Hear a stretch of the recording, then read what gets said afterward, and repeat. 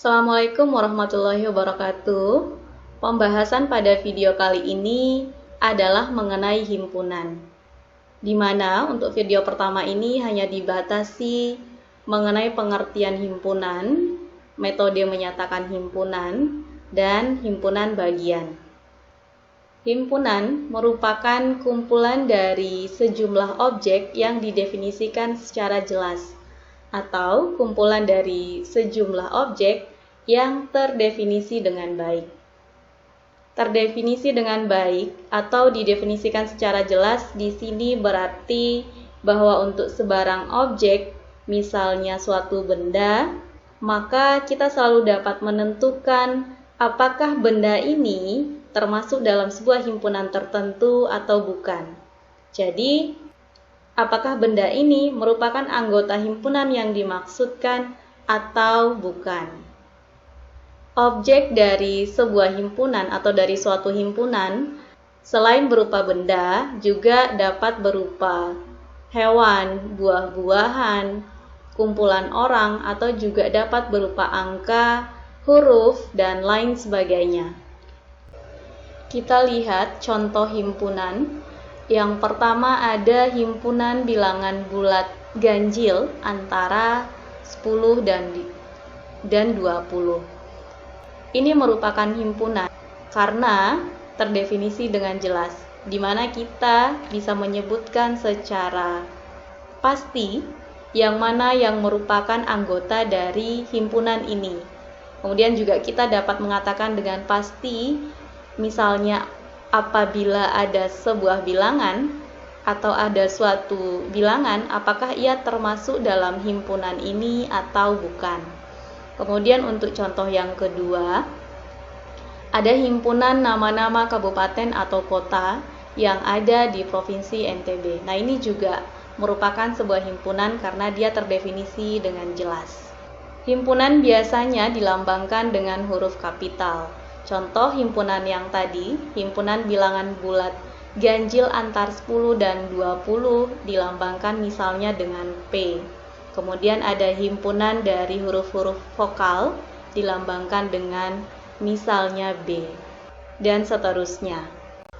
Yang berikutnya, untuk setiap unsur yang terdapat dalam suatu himpunan, jadi kalau kayak tadi, anggota-anggota di himpunan yang tadi itu disebut dengan elemen atau anggota himpunan, di mana untuk anggota himpunan ini dituliskan dengan menggunakan pasangan kurung karawal. Kita lihat contohnya.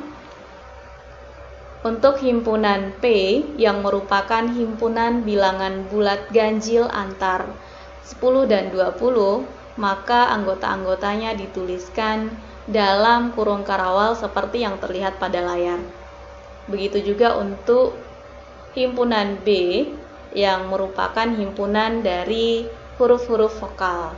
Teman-teman bisa lihat di layar untuk contoh yang satunya juga seperti yang terlihat pada layar.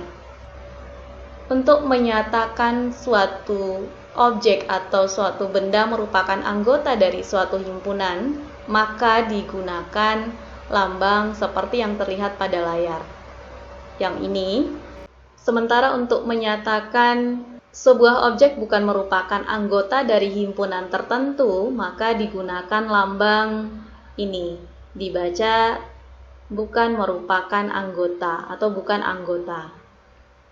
Contoh, kita lihat ada himpunan D dengan anggota 1, 2, 3, 4, dan 5. Maka untuk menyatakan 1 dan 7 apakah merupakan anggota atau bukan anggota dari himpunan D ini, maka dituliskan seperti yang terlihat pada layar yang ini. Kemudian yang berikutnya, terdapat beberapa cara menyatakan himpunan, yakni yang pertama ada namanya roster method, kemudian yang kedua ruler method. Kita lihat yang pertama, roster method atau cara menyatakan himpunan dengan cara pendaftaran, yaitu dengan menuliskan semua anggotanya. Kita lihat contohnya. Perhatikan contoh bagian A dan E. ada himpunan bilangan asli untuk A-nya, kemudian untuk himpunan E merupakan himpunan hari dalam sepekan. Maka nyatakan himpunan tersebut dengan cara pendaftaran. Caranya adalah teman-teman bisa lihat untuk yang bagian A maka dituliskan satu persatu anggotanya. Tapi karena anggotanya banyak maka dapat diwakilkan dengan titik-titik seperti yang terlihat pada layar.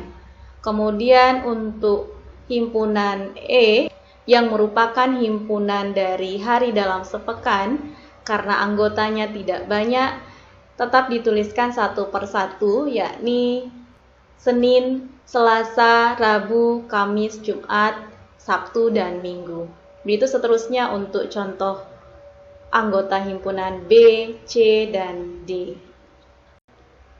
Yang berikutnya adalah rule method, yakni cara menyatakan himpunan dengan menuliskan sifat keanggotaannya, yakni dengan menuliskan syarat yang harus dipenuhi oleh suatu objek untuk menjadi anggota dari himpunan tersebut. Kita lihat contohnya.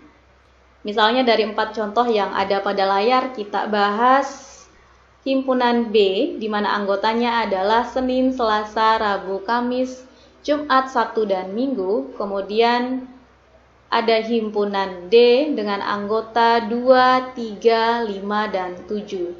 Nyatakan himpunan tersebut dengan menggunakan notasi pembentuk himpunan. Notasi pembentukan himpunan ini merupakan kata lain dari cara menyatakan himpunan dengan sifat keanggotaan. Maka, cara menuliskan himpunan B dan himpunan D dengan menggunakan cara ini adalah seperti yang terlihat pada layar. Untuk himpunan B, anggotanya adalah X, di mana X merupakan nama hari dalam seminggu. Untuk D, anggotanya adalah X, di mana X merupakan bilangan prima yang kurang dari 10. Cara menyatakannya adalah seperti ini. Selanjutnya akan dibahas mengenai himpunan bagian. Misalkan terdapat 2 himpunan, yakni himpunan A dan himpunan B. Himpunan A dikatakan himpunan bagian dari B jika dan hanya jika setiap anggota atau elemen dari himpunan A merupakan elemen dari himpunan B. Jadi jika terdapat satu saja anggota dari A yang bukan merupakan anggota dari himpunan B, maka himpunan A bukan merupakan himpunan bagian dari B. Untuk notasi, teman-teman bisa lihat seperti yang tertera pada layar. Kita lihat contoh, misalkan ada himpunan A dengan anggota 1, 3, dan 5, dan ada juga himpunan B dengan anggota 0, 1, 2, 3, 4, 5, dan 6. Apakah himpunan A merupakan himpunan bagian dari B? Maka untuk menyatakan A merupakan himpunan bagian dari B, semua anggota di A harus terdapat pada B. Kita lihat 1, 3, dan 5 yang merupakan anggota dari A itu juga merupakan anggota atau elemen dari B, sehingga himpunan A merupakan himpunan bagian dari himpunan B. Kemudian ada himpunan C dengan anggota 1 dan 9, dan ada himpunan B yang anggota-anggotanya sama seperti tadi. Apakah C merupakan himpunan bagian dari B? Maka dengan melihat apakah 1 dan 9 yang merupakan anggota himpunan C juga merupakan anggota dari himpunan B. Ternyata 9 yang merupakan anggota himpunan C itu dia bukan merupakan anggota dari himpunan B, sehingga dapat disimpulkan bahwa C bukan merupakan himpunan bagian dari himpunan B. Selanjutnya, untuk A himpunan bagian dari B dan A himpunan bagian sama dengan B, teman-teman bisa pelajari secara mandiri. Yang berikutnya, untuk banyaknya himpunan bagian dari suatu himpunan dapat dihitung dengan cara berikut.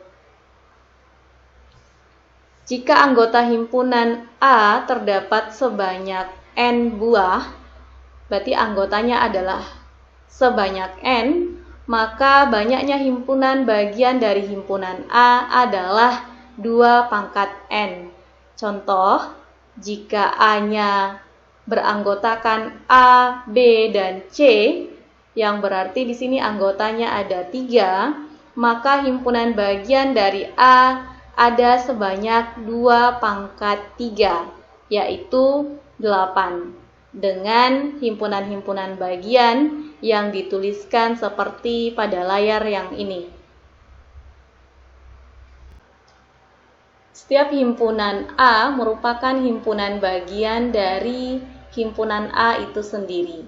Bisa dilihat juga dari contoh sebelumnya, di mana pada contoh yang tadi, yang ini, himpunan A kita peroleh himpunan bagiannya itu ada 8, yaitu yang ini.